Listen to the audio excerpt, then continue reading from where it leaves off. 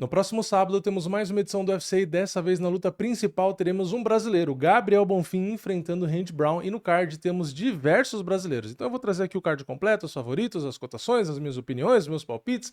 Então vamos lá, começando com o horário. O card preliminar começa às 18 horas, horário de Brasília, e o card principal começa às 21 horas. Então fique esperto, é quase o horário padrão ali, né? 18 e 21, não é numerado, é no Apex, mas tem bastante nome brasileiro pelo menos.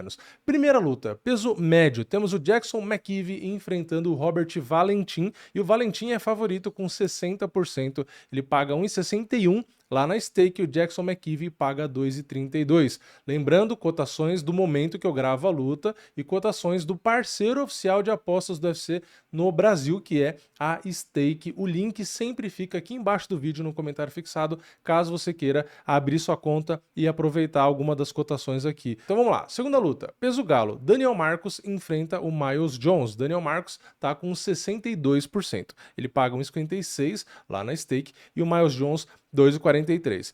Próxima luta, peso palha, temos a Denise Gomes enfrentando a Tisha Pennington, e a Denise está como favorita 65%, ela paga 1,49 na stake e a Tisha Pennington 2,63. Lembrando que eu vou falar mais das lutas que ou tem brasileiro ou que eu acho que vale a pena falar, tá? Aqui brevemente, tá? A Denise Gomes vem numa fase boa, né? 3 vitórias seguidas, na última luta ela nocauteou, ganhou bônus de performance, né? Que foi contra a Elise Reed. Já a Tisha Pennington vem de 2 vitórias, porém, se a gente olha mais 2 para trás, ela perdeu as 2, né? Então, das últimas 4, ela perdeu 2 e venceu 2. Porém, ela perdeu 2 na decisão dividida, uma delas contra a Mackenzie Dern, que atualmente é a campeã agora, né? E a outra para a Tabata Hit, que na minha opinião também é uma boa lutadora. Então, perdeu de 2 meninas difíceis e ganhou de 2 meninas boas também e difíceis, né? Uma foi a Luana Pinheiro e a outra foi a Carla Esparza. Então, é uma lutadora bem encardida, tá? É uma luta dura que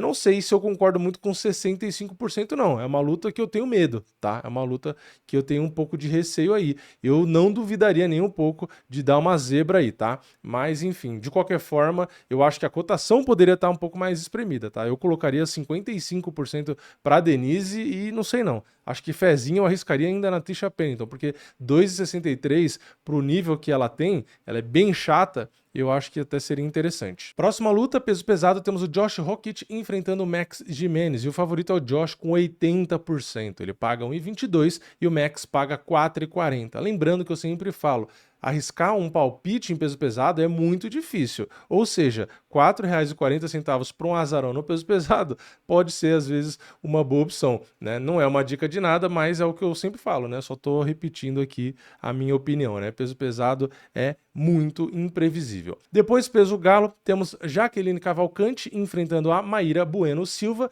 e a fase da Maíra da Chitara não tá boa, né? Ela é bem azarona. A Jaqueline Cavalcante está com 70%. Ela paga 1,38 e a Maíra paga R$ 13,05. Ou seja, de ex-desafiante ali a cinturão, topo da categoria e tal, ela tá numa fase que ela tá azarona, muito azarona, contra a Jaqueline Cavalcante, que, querendo ou não, é um nome recente, né? Então vamos lá, né? Vamos falar um pouquinho aqui dessa luta. A gente tem a Jaqueline vindo numa boa fase. Como eu sempre falo, o favoritismo sempre leva muito em consideração o momento, porque o esporte é momento. Então ela vem com 4 vitórias seguidas, porém todas na decisão, sendo 2 inclusive na decisão dividida. Já a Maíra, ela vem numa fase bem ruim, porque se a gente pega as últimas 5 lutas, ela venceu a primeira dessas 5, tá? Que foi contra a Lina Landsberg lá em 2023, ela finalizou, ganhou bônus de performance, beleza, legal. Na próxima, ela teria vencido a Holly Holm, né, com bônus e tudo, por finalização, só que a luta acabou virando no contest por conta de doping, tá? Então era uma vitória, mas virou no contest. Aí ela vem de 3 derrotas seguidas, ou seja, das últimas 5, só uma vitória, né? Porque a outra vitória virou no contest, então tá bem ruim. Dessas derrotas, ela perdeu na decisão para Raquel Pennington, depois ela perde por nocaute para Macy Chiasson, e depois ela perde na decisão unânime, na mais recente, em fevereiro desse ano, para Jasmine Jasudavicius. Ou seja, a última vitória dela foi em fevereiro de 2023. Então tá muito, muito complicada a situação da Chitara, tá? Se a gente olha ali a Jaqueline, é aquilo, tem um contraste, tem vitórias. Então, os nomes que a Jaqueline venceu são nomes assim que tá bem longe do nível que a Maíra estava enfrentando. Só que aqui é o clássico, né? Fica um favoritismo porque tem muito verdinho no cartel, que às vezes pode desconsiderar um pouco ali o nível das adversárias, a experiência e tal. Então é complicado, eu não tô dizendo que tá errado, inclusive, o favoritismo, tá? Eu acho que até pode se justificar, porém 70-30 eu acho que é muita coisa, tá? Eu não sei nem na verdade se eu colocaria a Jaqueline como favorita. Talvez eu até colocaria, porque a má fase tá tão feia da Chitara, que às vezes eu até concordo, mas, cara, eu não coloco mais que 60%. Na verdade, eu acho que eu botaria 55% e olhe lá, tá? Pra palpite, tá? Palpite. Jaqueline 55 ali, pra mim, eu acho que tá bom, tá? Ou seja, quer dizer que eu tenho bastante dúvida, né? Porque é quase que 50-50. Agora, pra realmente fazer fezinha, a aposta, que é diferente de palpite, R$3,05 pra Chitara, que tem um nível muito alto, de novo, ela só perdeu ali das mais complicadas e tal. Enfim, e teve luta ali também polêmica e tal, sei lá. Eu acho que palpite eu confio na fase, tá? Da Jaqueline. Agora, fezinha, mais de R$3 pra Chitara, eu não acho uma má opção. Enfim, vamos pra próxima. Peso galo, temos Adrian Yanez contra o Christian Quinones. E o favorito é o Adrian Yanez com 67%. Na stake ele paga 1,44, o Christian paga 2,80. E na última do preliminar, peso pena, Haider Amil enfrenta o Jamal Emmers. E o favorito é o Haider Amil com 55%, bem parelha a luta. Ele paga 1,76 e o Jamal paga 2,7. Indo pro card principal, peso médio, temos o Marco Túlio contra o Christian Leroy Duncan e o Marco Túlio é favorito com 63%. Na stake ele paga 1,54 e o Christian Leroy Duncan paga ali R$2,50. Falando dos dois, né, aqui mais precisamente. A gente tem o Christian Leroy Duncan vindo de 2 vitórias, a última foi um nocaute no primeiro round, ganhou bônus de performance, e o Leroy Duncan e o Marco Túlio vem de 3, na verdade 2 vitórias seguidas dentro do UFC e 2 no Contender, né? Então, entre Contender e UFC, 4 lutas, 4 vitórias, 3 nocautes, tá?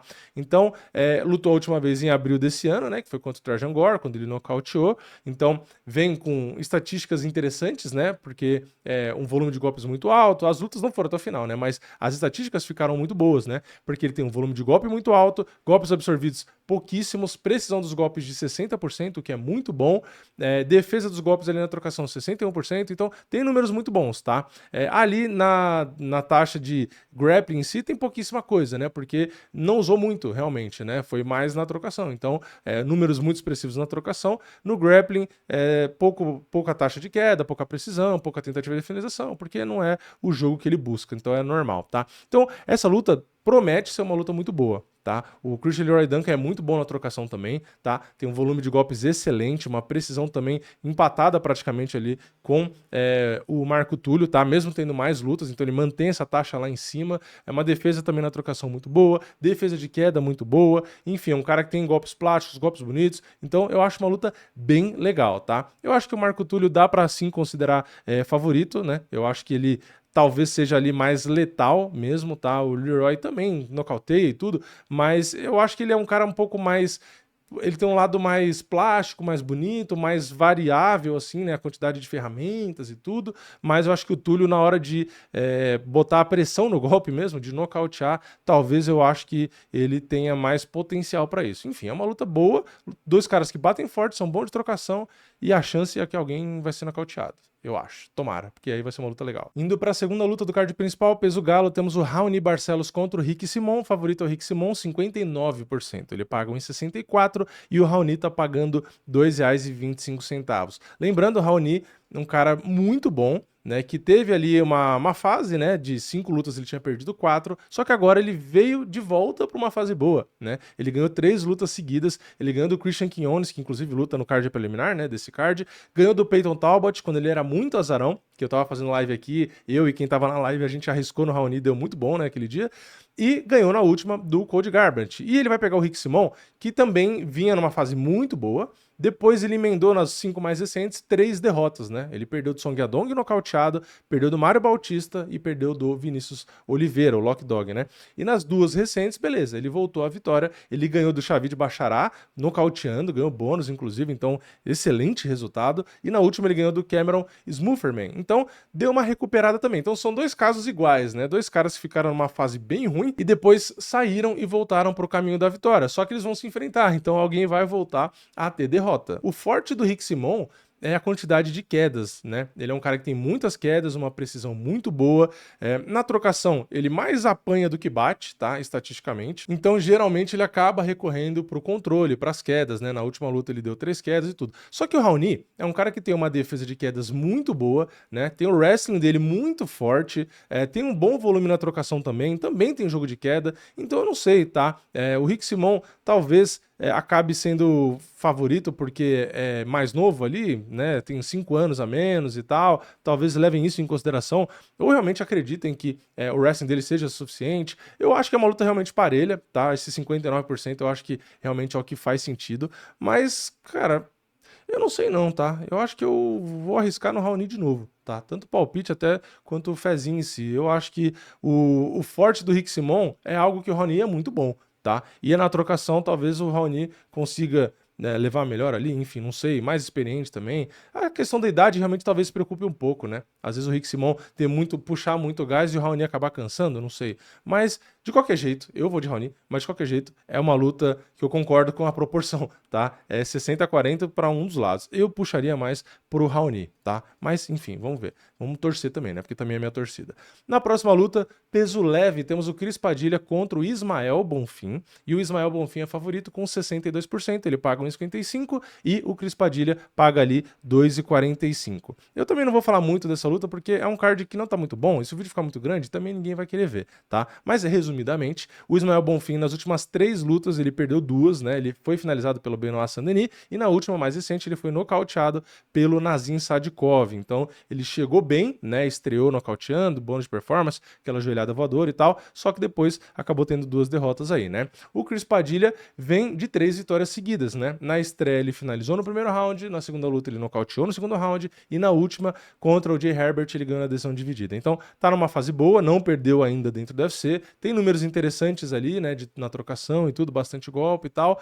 Só que, cara, eu não sei não, tá? Aqui estão botando o Ismael 60-40, eu acho que é mais ou menos isso mesmo, tá? Eu acho que se não fosse realmente as 2 derrotas aí, eu acho que ele ia ter um favoritismo bem maior, tá? Porque tava hypado e tudo. Então acho que deu uma diminuída por conta das derrotas, mas ainda assim é favorito e eu concordo. Não acho que é uma luta fácil, né? De novo, 60-40 não quer dizer que é uma luta fácil. O Cris Padilha leva perigo ali, mas eu acho que o Ismael focado, bem treinado, realmente é muito perigoso, então ele deve levar. Eu concordo aqui com as bolsas. Depois, meio médio, Muslin Salikov contra o Urus Magic. O favorito é o Urus Magic, 63%. Ele paga 1,54, o Muslin Salikov 2,50. Luta bem interessante. Salikov é um cara que costuma surpreender, tá? Nas bolsas ali. É um cara que às vezes aparece azarão. Na última, inclusive, era muito azarão. Nocauteou com 42 segundos, né? Contra o Carlos Leal.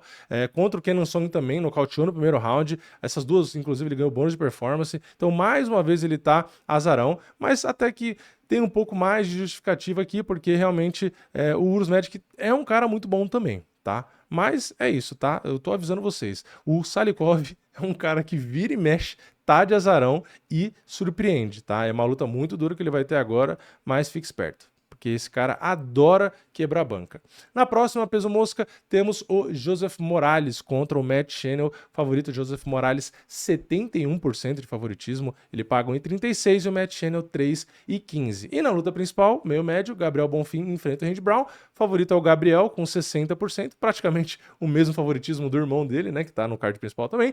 Ele paga 1,58 e o Randy Brown 2,38. Luta muito interessante.